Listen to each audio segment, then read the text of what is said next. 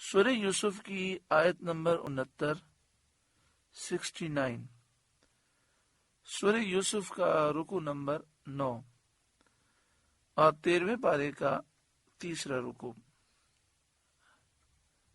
اللہ رب العالمین نے ارشاد فرمایا وَلَمَّا دَخَلُوا عَلَى يُوسُفَ، اور جب وہ یوسف کے پاس گئے، یعنی یوسف علیہ السلام کے بھائی کنعان سے شام سے مصر پہنچے حضرت یوسف علیہ السلام کی خدمت میں، اور انہوں نے کہا کہ ہم آپ کے پاس اپنے بھائی بنیامین کو لے آئے ہیں۔ تو حضرت یوسف علیہ السلام نے فرمایا تم نے بہت اچھا کیا۔ پھر انہیں عزت کے ساتھ مہمان بنایا اور جا بجا دسترخوان لگائے گئے، اور ہر دسترخوان پر 2 صاحبوں کو بٹھایا گیا۔ تو اب ہوا یہ کہ یہ جو 11 بھائی تھے ان میں سے جو 10 بھائی تھے وہ 2 کر کے بیٹھ گئے، بنیامین اکیلے رہ گئے۔ تو وہ رو پڑے اور کہنے لگے آج اگر میرے بھائی یوسف زندہ ہوتے تو مجھے اپنے ساتھ بٹھاتے۔ حضرت یوسف علیہ السلام نے فرمایا کہ تمہارا ایک بھائی اکیلا رہ گیا، اور آپ نے بنیامین کو اپنے دسترخوان پر بٹھایا۔ آوا الیہ اخاہ، یوسف نے اپنے بھائی کو اپنے پاس جگہ دی اور فرمایا کہ تمہارے ہلاک شدہ بھائی کی جگہ میں تمہارا بھائی ہو جاؤں تو کیا تم پسند کرو گے؟ بنیامین نے کہا آپ جیسا بھائی کس کو میسر آئے، لیکن یعقوب کا بیٹا اور راحیل کا نور نظر ہونا آپ کو کیسے حاصل ہو سکتا ہے؟ راحیل حضرت یوسف علیہ السلام و بنیامین کی ماں کا نام ہے۔ حضرت یوسف علیہ السلام رو پڑے اور بنیامین کو گلے سے لگایا اور قال فرمایا انی انا اخوک، یقین جان میں ہی تیرا بھائی ہوں، یعنی میں ہی یوسف ہوں۔ فلا تبتئس بما كانوا يعملون، تو یہ جو کرتے ہیں اس کا غم نہ کھا، بے شک اللہ نے ہم پر احسان کیا اور ہمیں خیر کے ساتھ جمع فرمایا۔ اور ابھی اس راز کی بھائیوں کو اطلاع نہ دینا۔ یہ سن کے بنیامین فرط مسرت سے بے خود ہو گئے اور حضرت یوسف علیہ السلام سے کہنے لگے اب میں آپ سے جدا نہ ہوں گا۔ آپ نے فرمایا والد صاحب کو میری جدائی کا بہت غم پہنچ چکا ہے، اگر میں نے تمہیں بھی روک لیا تو انہیں اور زیادہ غم ہوگا۔ اس کے علاوہ روکنے کا صرف ایک ہی طریقہ ہے کہ تمہاری طرف کوئی غیر پسندیدہ بات منسوب کی جائے۔ بنیامین نے کہا کہ اگر بری بات، غیر پسندیدہ بات میری طرف منسوب ہو جائے تو مجھے کوئی مذائقہ نہیں۔ فلما جہزہم بجہازہم، پھر جب ان کا سامان مہیا کر دیا، سامان تیار کر دیا، اور ہر ایک کو ایک اونٹ کے بوجھ کے برابر غلہ دے دیا، اور ایک اونٹ بنیامین کے نام کا خاص کر دیا، جعل السقایۃ فی رحل اخیہ، پیالہ اپنے بھائی کے کجاوے میں سامان میں رکھ دیا۔ یہ وہ پیالہ تھا جو بادشاہ کے پانی پینے کا پیالہ تھا، جو سونے کا تھا اور ہیرے جواہرات سے سجا ہوا تھا، اور اس وقت اس پیالے سے غلہ ناپنے کا کام لیا جاتا تھا۔ یہ پیالہ بنیامین کے کجاوے میں سامان میں رکھ دیا گیا اور قافلہ کنعان کے ارادے سے روانہ ہو گیا۔ جب شہر کے باہر یہ قافلہ پہنچ گیا تو انبار خانے کے گودام کے کارکنوں کو معلوم ہوا کہ پیالہ نہیں ہے، ان کے خیال میں یہی آیا کہ یہ قافلے والے اس پیالے کو لے گئے. انہوں نے اس کی تلاش کے لیے آدمی بھیجے. ثم اذن مؤذن، پھر ایک منادی نے ندا کی، ایک پکارنے والے نے پکارا، ایتھا العیر انکم لسارقون، اے قافلے والوں بے شک تم چور ہو. قالو، وہ بولے، وَأَقْبَلُوا عَلَيْهِمْ، اور ان کی طرف متوجہ ہوئے، ماذا تفقدون، تم کیا نہیں پاتے. قالو، وہ بولے، نفقد صواع الملک، بادشاہ کا پیالہ نہیں ملتا. وَلِمَنْ جَاءَ بِهِ حِمْلُ بَعِيرٍ، اور جو اسے لائے گا اس کے لیے ایک اونٹ کا بوجھ ہے. وَأَنَا بِهِ زَعِيمٌ، اور میں اس کا ضامن ہوں. قالو، یوسف علیہ السلام کے بھائی بولے، تاللہ، اللہ کی قسم، لقد علمتم ما جئنا لنفسد فی الارض، تمہیں خوب معلوم ہے کہ ہم زمین میں فساد کرنے نہ آئے. وما کننا سارقین، اور نہ ہم چور ہیں. قالو، وہ بولے، فما جزاؤہ ان کنتم کاذبین، پھر کیا سزا ہے اس کی اگر تم جھوٹے ہو. یعنی یہ جو تم کہہ رہے ہو کہ پیالہ ہمارے پاس نہیں، اگر پیالہ تمہارے پاس سے نکلا تو اس کی کیا سزا ہوگی. قالو، وہ بولے، جزاؤہ من وجد فی رحلہ فہو جزاؤہ، اس کی سزا یہ ہے کہ جس کے اسباب میں ملے وہی اس کے بدلے میں غلام بنے. کیونکہ حضرت یعقوب علیہ السلام کی شریعت میں چوری کی یہی سزا مقرر تھی کہ جو چور ہو اور اس کے پاس سے سامان برآمد ہو جائے تو جو سامان کا مالک ہے چور اس کا پھر غلام بن جاتا تھا. چنانچہ انہوں نے کہا، کذالک نجزی الظالمین، ہمارے یہاں ظالموں کی یہی سزا ہے. پھر یہ قافلہ مصر لایا گیا اور ان صاحبوں کو حضرت یوسف علیہ السلام کے دربار میں حاضر کیا گیا. فَبَدَأَ بِأَوْعِيَتِهِمْ قَبْلَ وِعَاءِ أَخِيهِ، تو اول ان کے سامان سے تلاشی شروع کی اپنے بھائی کے سامان سے پہلے. یعنی پہلے بنیامین کے سامان کی تلاشی نہیں کی گئی، پہلے دوسرے بھائیوں کے سامان کی تلاشی لی حضرت یوسف علیہ السلام نے، اور آخر میں بنیامین کے سامان کی تلاشی لی.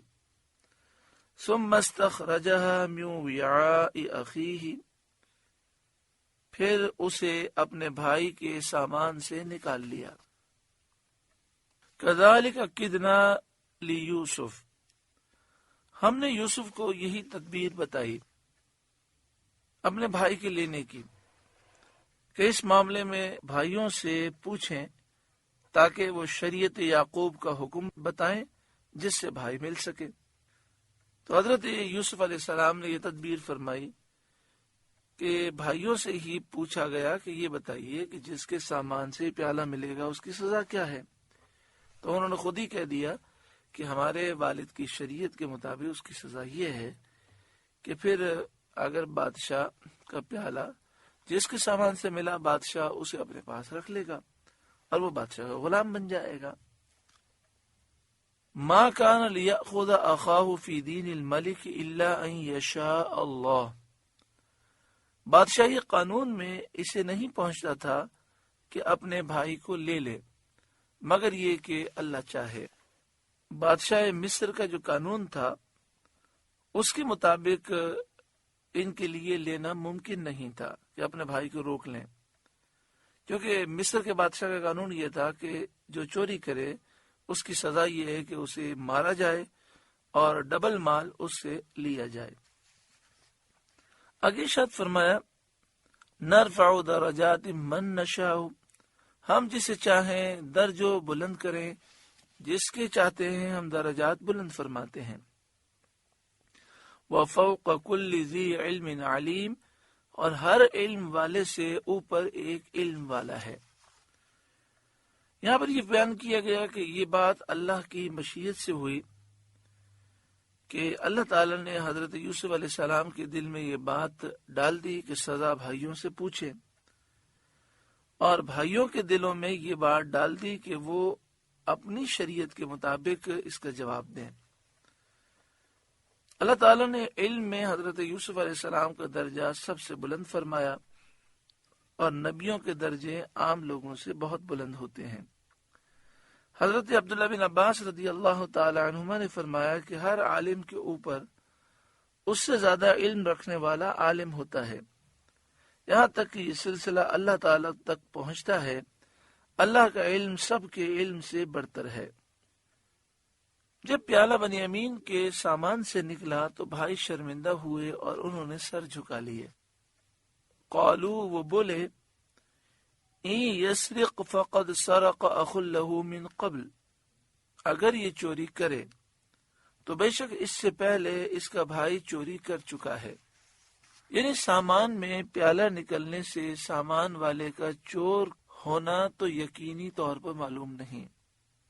یہاں پہ دیکھیں انہوں نے یہ کہا کہ این یسرق، اگر یہ چوری کرے، بنیامین کے سامان سے پیالہ نکلنا، یہ اس بات کی کوئی دلیل نہیں ہے کہ بنیامین نے ہی چرایا ہو سکتا ہے کسی شخص نے بدنام کرنے کے لیے ڈال دیا ہو، اس طرح کے ان کے ذہنوں میں خیال آتا ہے، یا غلطی میں گر گیا ہو۔ لہذا انہوں نے کہا کہ اگر اس نے چوری کی، اول تو ہمیں معلوم نہیں لیکن نکلا اس میں سے ہے، تو اگر جان بوجھ کے اس نے لیا تھا اور اسے چوری کی ہے، فقد سرق اخ له من قبل، تو بے شک اس سے پہلے اس کا بھائی چوری کر چکا ہے، اور بھائی سے مراد حضرت یوسف علیہ السلام ہے۔ اب آپ دیکھیں کہ ان لوگوں نے حضرت یوسف علیہ السلام کے سامنے حضرت یوسف علیہ السلام کو چور کہہ دیا اور چوری کی نسبت آپ کی طرف کر دی۔ قربان جائیے حضرت یوسف علیہ السلام کی برداشت پر، صبر پر، تحمل پر اور حلم پر۔ اور جس کو انہوں نے چوری قرار دیا وہ بات بھی یہ ہے کہ وہ چوری نہیں تھی، لیکن جب انسان کے دل میں کسی کے لیے بغض ہو تو اچھے کام بھی اسے برے لگتے ہیں۔ تو جس کو انہوں نے چوری قرار دے کر حضرت یوسف علیہ السلام کی نسبت کیا اور کہا کہ انہوں نے چوری کی، وہ واقعہ یہ تھا کہ حضرت یوسف علیہ السلام کے نانا کا ایک بت تھا جس کو یوسف علیہ السلام کا نانا پوجتا تھا۔ حضرت یوسف علیہ السلام نے چپکے سے وہ بت لیا اور توڑ کر راستے میں نجاست کے اندر گندگی میں ڈال دیا۔ یہ حقیقت میں چوری نہ تھی، بت پرستی کا مٹانا تھا۔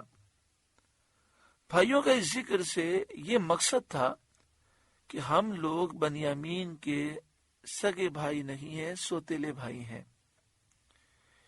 یہ فعل تو شاید بنیامین کا ہو، نہ ہماری اس میں شرکت، نہ ہمیں اس کی اطلاع، اور دوسری بات یہ کہ اس نے یہ کام کیا تو یہ ہمارا سگا بھائی نہیں ہے، تو اس کی اس حرکت کی وجہ سے بادشاہ ہمارے بارے میں کوئی یہ خیال نہ کرے کہ یہ بھی ایسے ہی ہوں گے۔ فَأَسَرَّهَا يُوسُفُ فِي نَفْسِهِ، تو یوسف نے یہ بات اپنے دل میں رکھی، وَلَمْ يُبْدِهَا لَهُمْ، اور ان پر ظاہر نہ کی، یعنی آپ نے اس ناگواری کا اظہار سامنے نہ کیا۔ قَالَ، جی میں کہا، انتم شر مکانا، تم بدتر جگہ ہو اس سے جس کی طرف چوری کی نسبت کرتے ہو، کیونکہ چوری کی نسبت حضرت یوسف علیہ السلام کی طرف تو غلط ہے، وہ فعل تو در حقیقت شرک کو ختم کرنا، شرک کا ابطال تھا، اور ایسا کام کرنا تو عبادت ہے، لیکن تم نے جو یوسف کے ساتھ کیا وہ بڑی زیادتیاں ہیں۔ انتم شرم مکانا کے معنی آسان یہ ہوں گے کہ حضرت یوسف علیہ السلام نے جی میں کہا کہ میں نے تو کوئی چوری نہیں کی، تم میرے اتنے اچھے کام کو جو عبادت ہے، بت شکنی ہے، اسے چوری کہتے ہو، حالانکہ تم نے کتنی مجھ پر زیادتیاں کی ہیں، تو تم بدتر جگہ ہو۔ واللہ اعلم بما تصفون، اور اللہ خوب جانتا ہے جو باتیں تم بناتے ہو۔ حضرت یوسف علیہ السلام کے چہرے پر نہ ناگواری کے بل آئے، نہ آپ نے ناراضگی کا اظہار کیا، نہ آپ نے کوئی سخت بات کی۔ اللہ تعالیٰ ان کے صدقے میں ہمیں صبر، شکر، تحمل، برداشت اور حلم عطا فرمائے، کیونکہ جو شاخ پھلدار ہوتی ہے وہ جھکی ہوتی ہے، اور جب انسان اندر سے خالی ہوتا ہے تو اس میں اکڑ ہوتی ہے، غرور و تکبر ہوتا ہے۔ من تواضع للہ فقد رفعہ اللہ، جو اللہ کے لیے عاجزی کرے اللہ اسے بلندی عطا فرماتا ہے۔ قالو، بھائی بولے، یا ایھا العزیز ان لہ ابا شیخا کبیرا، اے عزیز مصر، اس کے ایک باپ ہیں، بوڑھے ہیں، بڑے ہیں۔ فخذ احدنا مکانا، تو ہم میں اس کی جگہ کسی کو آپ لے لیں۔ انا نراک من المحسنین، بے شک ہم آپ کے احسان کو دیکھ رہے ہیں۔ اس کی وجہ یہ ہے کہ بنیامین سے ہمارے والد حضرت یعقوب علیہ السلام بہت زیادہ محبت رکھتے ہیں۔ یوسف کے ہلاک ہونے کے بعد بنیامین سے ان کے دل کی تسلی ہے، اگر ہم بنیامین کو لے کر نہیں جائیں گے تو انہیں رنج ہوگا، ہم وعدہ کر کے آئے ہیں، تو آپ بنیامین کو چھوڑ دیں اور اس کے بدلے کسی اور کو آپ اپنے پاس رکھ لیں اور غلام بنا لیں۔ قال، حضرت یوسف علیہ السلام نے فرمایا، معاذ اللہ ان نأخذ الا من وجدنا متاعنا عنده، اللہ کی پناہ کہ ہم لیں مگر اسی کو جس کے پاس ہمارا مال ملا، کیونکہ تمہارے فیصلے سے ہم اسی کو لینے کے مستحق ہیں جس کے سامان میں ہمارا مال ملا، اگر ہم بجائے اس کے دوسرے کو لے لیں، انا اذا لظالمون، جب تو ہم ظالم ہوں گے۔ سورہ یوسف کا 9واں رکوع مکمل ہوا۔ اللہ رب العالمین اس رکوع کے نور سے ہمارے قلوب کو روشن و منور فرمائے۔